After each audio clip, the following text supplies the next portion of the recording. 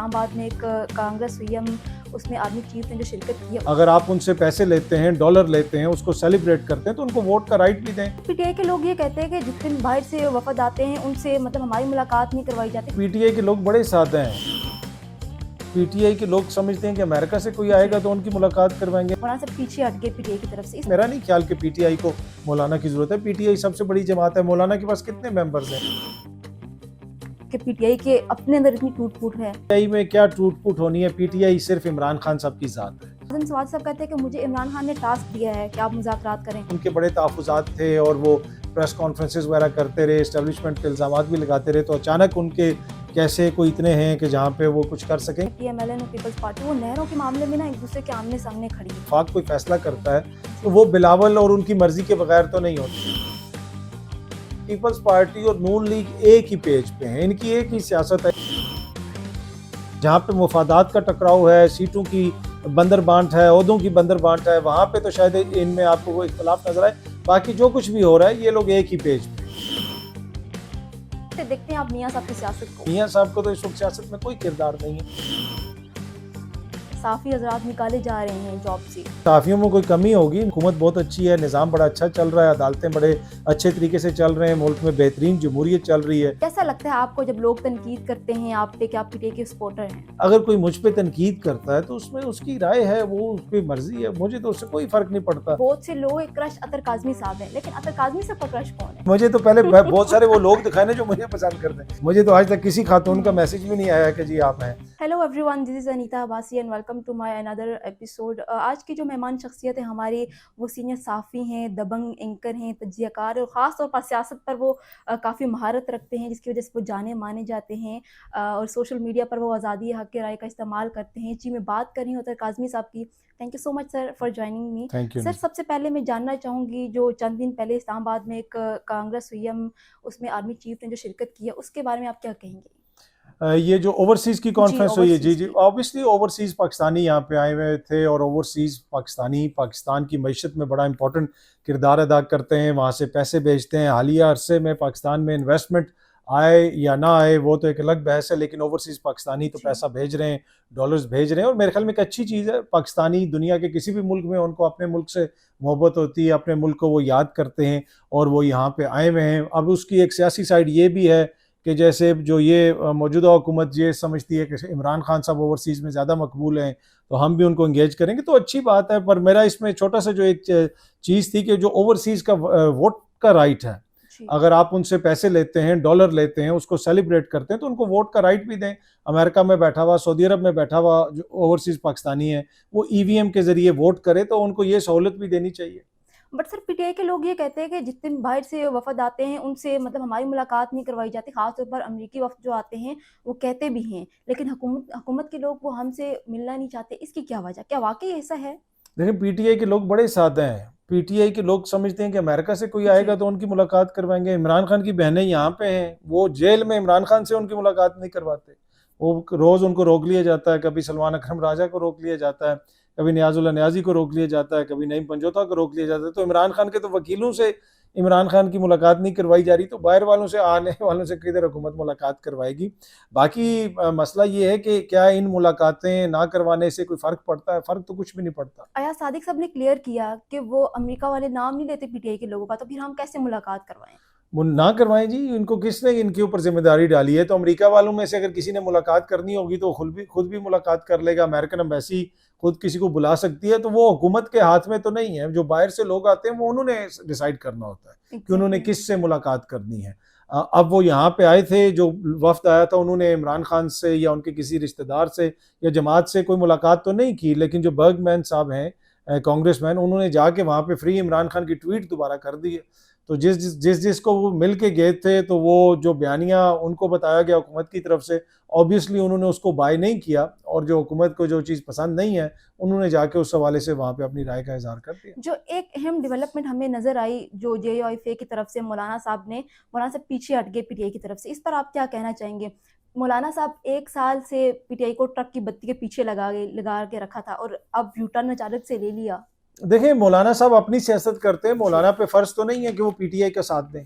मौलाना की मर्जी है कि वो पीटीआई के साथ चलते हैं, उनकी मर्जी है वो पीटीआई के साथ नहीं चलते। तो मौलाना ने कोई उधार तो देना नहीं है, सियासी उधार या कोई ऐसी चीज़ तो है नहीं है, या कोई उनकी ऐसी कोई सीट एडजस्टमेंट नहीं है, कोई ऐसा मसला नहीं है। तो ये मौलाना की एक ज़ाती राय है, उनकी ज़ाती सियासत है, उनकी जमात की सियासत है, वो अपनी मर्जी से कर सकते हैं। पीटीआई को क्या मौलाना की ज़रूरत है? मेरा नहीं ख्याल कि पीटीआई को मौलाना की ज़रूरत है। पीटीआई सबसे बड़ी जमात है, मौलाना के पास कितने मेंबर्स हैं? फिर 1 साल से क्यों उनके घर चक्कर लगा रहे हैं? वो तो जा रहे हैं, उनसे मिल रहे हैं, करने की कोशिश कर रहे हैं, पर आप मौलाना के किरदार को आप देख लें, मौलाना 26वीं आईनी तरमीम हो, एलएफओ हो, माजी में चले जाएं कश्मीर कमेटी हो, तो मौलाना तो निज़ाम के अंदर रह के सियासत करते हैं। पीटीआई ने फैसला करना है कि वो किसको लेके चलना चाहते हैं, किस हद तक लेके चलना चाहते हैं। लेकिन अगर कोई ये समझ के बैठा हुआ है कि मौलाना आएंगे और वो कोई ऐसी एहतजाज करेंगे और हुकूमत गिर जाएगी, उसमें मुझे नहीं लगता कि वो पीटीआई के साथ कहीं देंगे। ये वजह तो नहीं है मौलाना के पीछे हटने की वजह से कि पीटीआई के अपने अंदर इतनी टूट-फूट है?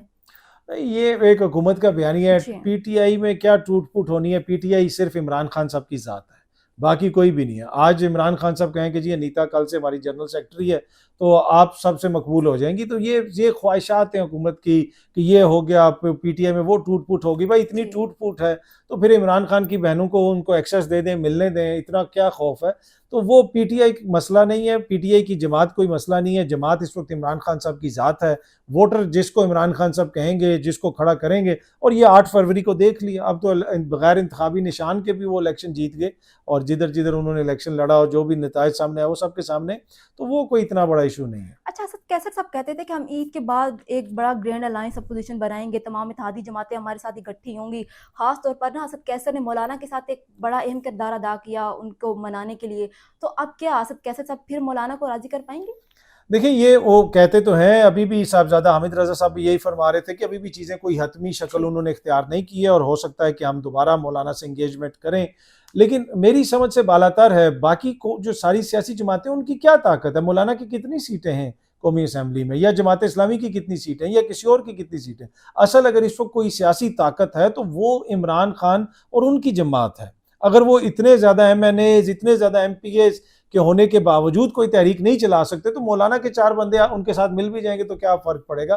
तो वो कोई एक मॉरल, उसमें तो आपको अथॉरिटी मिल सकती है, मॉरल एक आपको सपोर्ट मिल सकती है, लेकिन अददी एतबार से मौलाना इज़ नोवेयर। मेरा नहीं ख्याल कि ना उनकी कोई ऐसी स्ट्रीट पावर है कि जो वो आके तहरीक इंसाफ की मदद कर सके। उनका एक मखसूस किस्म का क्राउड है, वो उनको बसों में बैठा के लाते हैं। तहरीक इंसाफ जो है वो मैसेज की जमात है। मौलाना एक सर्टन सोसाइटी के एक सर्टन सेगमेंट को कैटर करते हैं, जिसमें से उनके मदरसों के स्टूडेंट्स आते हैं, एक तरह का क्राउड होता है। यहाँ पे तो आप देखें, चाहे वो मजहबी अकलीतें हों, चाहे वो ख्वातीन हों, चाहे वो नौजवान हों, चाहे वो बूढ़े हों, सिंधी हों, बलोची हों, पठान हों, पख्तून हों, कश्मीरी हों, गिलगित बल्तिस्तान से ताल्लुक हो, पीटीआई तो एक मैसिव मूवमेंट है जो पाकिस्तानियों की मूवमेंट है। मौलाना एक सर्टन तबके की जो है उनके अंदर, उसमें भी उनकी बड़ी महदूद सी नुमाइंदगी है।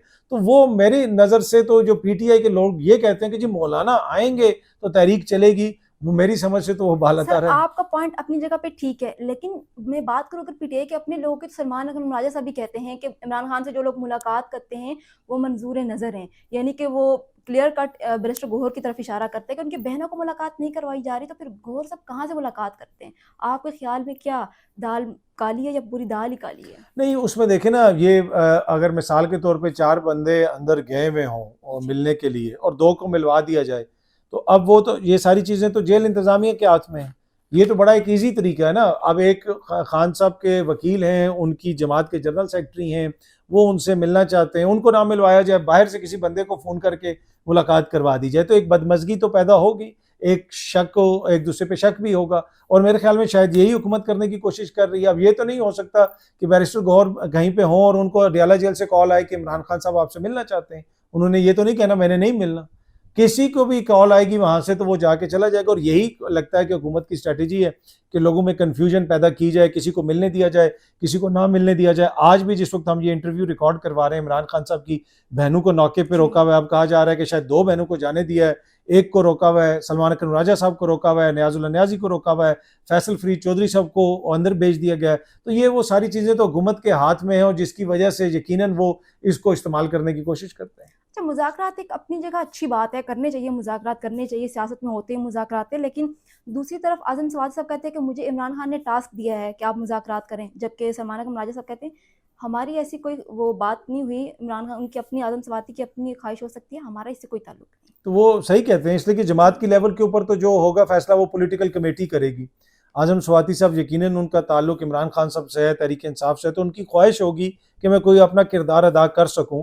लेकिन अभी तक तो कोई उस तरह का किरदार हमें नज़र नहीं आता। उन्होंने जो कुछ कहा उस तरह के इस्टेब्लिशमेंट से इंगेजमेंट होगी। माजी करीब में अपने उनके बड़े तहफ़्फ़ुज़ात थे और वो प्रेस कॉन्फ्रेंसेस वगैरह करते रहे, इस्टेब्लिशमेंट पे इल्ज़ामात भी लगाते रहे, तो अचानक उनके कैसे कोई इतने हैं कि जहाँ पे वो कुछ कर सकेंगे। तो मेरे ख्याल में हर कोई कोशिश कर रहा है एज ए जमात के वो मेंबर, एज इमरान खान साहब के दोस्त, जी। खैर ख्वाह, तो हो सकता है कि उनकी कोशिश हो, लेकिन उनकी जो लीडरान है जिससे भी बात हो वो पॉलिटिकल लेवल पे जमात के अंदर ये फैसला नहीं हुआ। सर, मौजूदा हुकूमत की जो 2 बड़ी जमातें हैं, पीएमएलएन और पीपल्स पार्टी, वो नहरों के मामले में ना एक-दूसरे के आमने-सामने खड़ी है। दूसरी तरफ तहरीक-ए-इंसाफ ने भी नहरों के मसले पर करारदाद जमा करवाई है कौमी असम्बली में। आपके ख़्याल में क्या पीटीआई पीपल्स पार्टी के वाक़ई उनके दिल में सिंध की अवाम का ख़्याल है या फिर पीपल्स पार्टी करीब आना चाहती है? नहीं, सिंध के अवाम का आई डोंट नो कौन कितना खैर ख्वाह है, क्या चाहता है, लेकिन ये तो कोई दो राय नहीं ना कि अगर वफाक कोई फैसला करता है तो जी। वो बिलावल और उनकी मर्जी के बगैर तो नहीं होता। आसिफ जरदारी साहब भी उसमें शामिल थे, जो इजलास जिसमें ये सारा फैसला किया गया, बाद में एलामिया भी जारी किया गया। बाकी तहरीक इंसाफ जो है वो अगर इस पर करारदाद जमा करवा रही है तो फिर तो पीपल्स पार्टी वालों को साथ देना चाहिए, उसके हक में वोट देना चाहिए। अगर आज पीपल्स पार्टी चाहे तो हुकूमत गिर जाए, तो ना वो मुझे गिरती हुई नजर नहीं आ रही। पीपल्स पार्टी और नून लीग एक ही पेज पे हैं, इनकी एक ही सियासत है इस वक्त। इसमें डिफ्रेंशिएट करना मेरे ख्याल में, हाँ, जहाँ पे मुफादात का टकराव है, सीटों की बंदर बांट है, ओहदों की बंदर बांट है, वहां पे तो शायद इनमें आपको कोई इख्तलाफ नजर आए।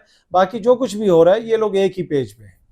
अच्छा, सीनियर सहाफ़ी जो हामिद मीर साहब हैं, उन्होंने भी इंकशाफ़ किया है कि पीपल्स पार्टी और पीटीआई शायद मतलब उनकी मुलाकातें हुई हैं पीटीआई के सलमान अकमल राजा के पीपल्स पार्टी के लोगों से।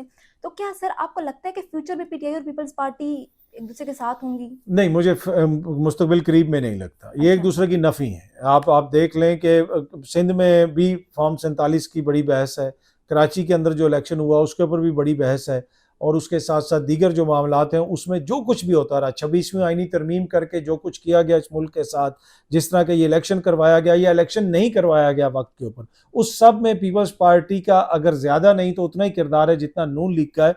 ये ख्वाहिश ज़रूर है, ये मुख्तलिफ क्वार्टर्स की ख्वाहिश है, ये आइडिया पहले भी फ्लोट किया गया, और ये जनाब नून लीग को भी एक तरह से कहा जाता है कि अगर आप नहीं सीधी तरह चलेंगे तो पीपल्स पार्टी और पीटीआई की हुकूमत बना दी जाएगी। मेरे ख्याल में पाकिस्तान तहरीक इंसाफ की सियासत को बहुत ज़्यादा नुकसान होगा अगर वो पीपल्स पार्टी से चलते हैं, और इस चीज़ का उनको भी इदराक है। तो हुँ। फिलहाल मुझे ये होता हुआ नज़र नहीं आ रहा। 8 फरवरी के बाद मियाँ नवाज़ शरीफ साहब गायब थे। अब वो मंज़र-ए-आम पर आए हैं। कैसे देखते हैं आप मियाँ साहब की सियासत को? मंजर आम पे कहाँ पे आए? अभी सियासत पे कदम रखा है नया-नया, किधर? ख़ास तौर पर आजकल नहरों तो वो के मसले लंदन है। पर ख़ास तौर पर नहरों के मसले पर उन्होंने शहबाज़ शरीफ साहब को स्पेशल कहा है कि आप मुज़ाकरात करें पीपल्स पार्टी लंदन से, में अगर आके वो बलूचिस्तान के मंजर आम मसले पे पर। आए हैं तो फिर मेरे ख्याल में इस मंजर को फिर जी, लंदन वाले ही बेहतर बता सकते हैं। मियाँ साहब को तो इस वक्त सियासत में कोई किरदार नहीं है। कुछ दोस्त उनको बड़ा वो कहते हैं कि जनाब बलूचिस्तान के हालात भी वो ठीक कर सकते हैं, फलानी जगह पे भी उनका किरदार है। फिलहाल मियाँ साहब का सियासत में कोई किरदार नहीं है। और समझने की चीज़ ये है कि सियासत में किरदार उसका होता है जिसको वोट पड़ता है, जिसके पास वोट बैंक है, जिसके पीछे अवाम खड़ी है। तो इस वक्त मियाँ साहब की वो पोजीशन तो नहीं है। लाहौर के जिस हल्के से वो जैसे जीते हैं उसके ऊपर बहुत बड़ा सवालिया निशान है। फॉर्म 47-45 की बहस है, बहुत सारे ऐसे पेपर वर्क है उनके हल्के का जो इलेक्शन कमीशन ने अपलोड किया, जिसमें नंबर्स काट के जनाब ठीक किए गए हैं। तो वो बहुत सारे मसाइल हैं। तो फिलहाल तो मुझे मियाँ साहब का सियासत में कोई किरदार नज़र नहीं आ रहा है। इंतज़ामी एतबार से मामलात को चलाया जा रहा है, और उसमें अगर इनका इतना किरदार है तो मियाँ साहब कोयटा जाते हैं ना। अगर वो कोयटा का मसला हल करना चाहते हैं, जी। नहरों का मसला हल करना चाहते हैं, तो वो कराची चले जाते हैं। तो मियाँ साहब तो लंदन चले गए। अगर उनका इस मुल्क में किरदार होता तो वो लंदन बैठ के बातें कर रहे होते। उनकी तो सियासत लंदन से शुरू होती है। और ख़त्म भी लंदन में ही होती है उनकी, फिलहाल तो सर, उधर ही। ट्रेंड चल रहा है, साफ़ी हज़रात निकाले जा रहे हैं जॉब से। आपको क्या लगता है इसकी क्या वजह? पता नहीं साफ़ियों में कोई कमी होगी। मुल्क का निज़ाम तो बड़ा आइन कानून के एक मुताबिक साफ़ी में चल रहा है। कमी होगी, 2 में होगी, क्या नहीं, सारों में सारों है? में कमी है, सब में कमी है जी। हुकूमत बहुत अच्छी है, निज़ाम बड़ा अच्छा चल रहा है, अदालतें बड़े अच्छे तरीके से चल रहे हैं, मुल्क में बेहतरीन जमहूरियत चल रही है। सहाफ़ियों की गलतियाँ हैं तो मैं तो यही कहूँगा। अच्छा, सर पीका एक्ट जो हुकूमत ने अभी लाया, वो पीका एक्ट मुझे नहीं समझ आ रही, आप मुझे ये समझा दें कि पीका एक्ट हुकूमत ने कहा था कि हम इसके खिलाफ वो करेंगे, लेकिन हुकूमत पीका एक्ट उस वक़्त इस्तेमाल कर रही है जहाँ उन्हें लगता है कि ये हमारे खिलाफ बोल रहे हैं, वहाँ पीका एक्ट इस्तेमाल होता है। देखिए, ये हर हुकूमत की कोशिश होती है। इसमें ये हुकूमत नहीं, इवन को जो पाकिस्तान तहरीक इंसाफ की हुकूमत थी उन्होंने भी पीका ऑर्डिनेंस के जरिए उसमें जी। तब्दीली करने की कोशिश की गई, लेकिन फ़र्क था उस वक्त अदालतों से कोई रिलीफ मिल जाता था। उस वक्त अदालतें अच्छा काम कर रही थी, लेकिन इतना अच्छा काम नहीं कर रही थी जितना अभी आजकल हो रहा है। तो उस वक्त अतर मिनुल्लाह सब चीफ जस्टिस थे और उन्होंने उस पीका एक्ट को उड़ा दिया था जो उसमें तरमीम की गई थी। अभी भी हमारी सहाफ़ती तंजीमें, सहाफ़ी गए हुए हैं, किधर है कोई उसकी कोई उसकी हेयरिंग ही नहीं हो रही, कोई मामलात आगे नहीं चल रहे। सहाफ़ियों ने यह भी कहा कि हम एहतजाज करेंगे, वो भी एहतजाज कोई उस तरह नहीं हुआ।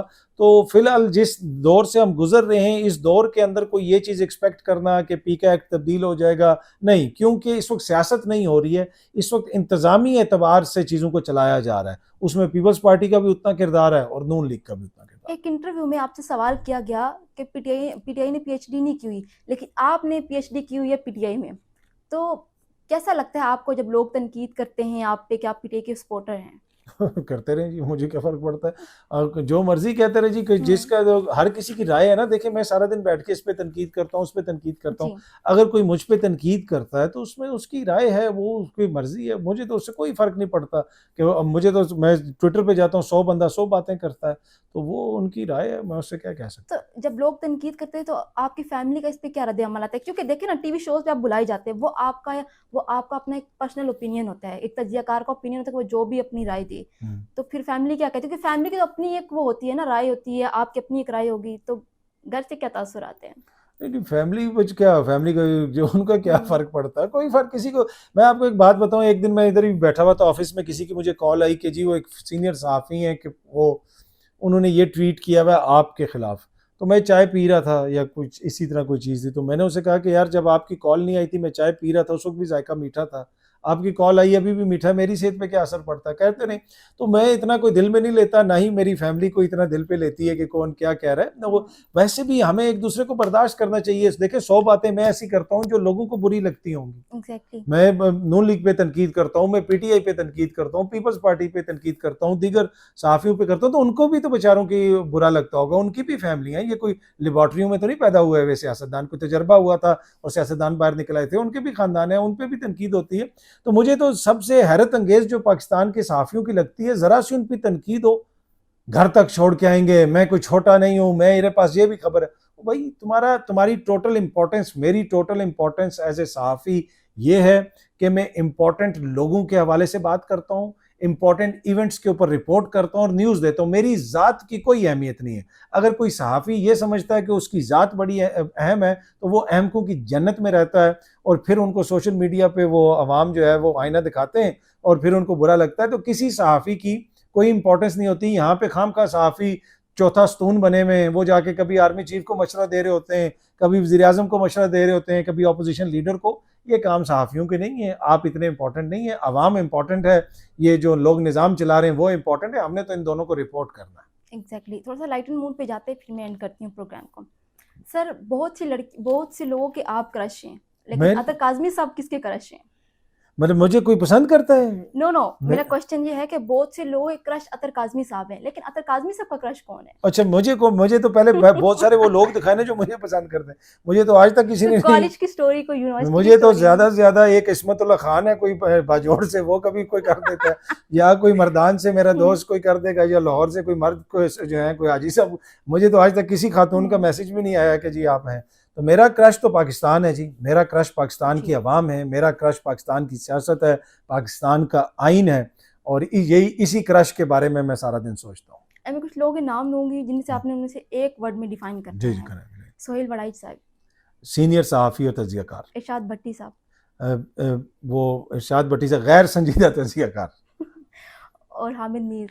सीनियर सहाफ़ी, एक मज़बूत आवाज़। Thank you so much for joining me. बहुत शुक्रिया।